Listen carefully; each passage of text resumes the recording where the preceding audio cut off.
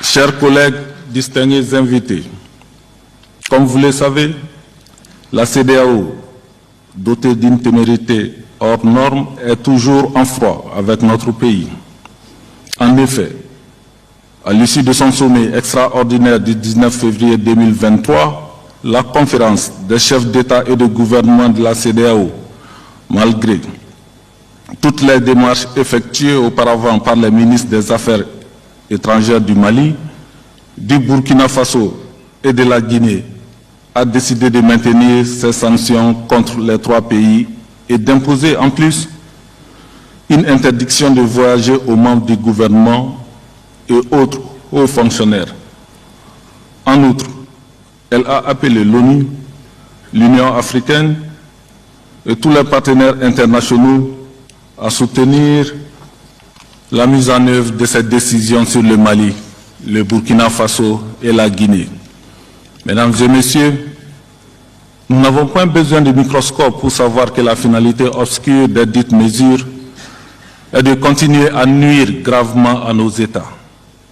Heureusement que nous sommes déjà vaccinés contre ce type de virus pire que la Covid-19.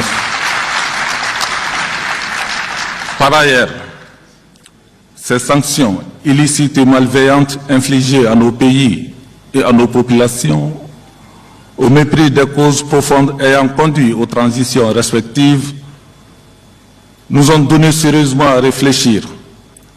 Au final, j'estime que nous pouvons même dire grand merci à la CEDEAO pour avoir démontré à travers ses agissements que nous ne devons compter exclusivement que sur nous-mêmes.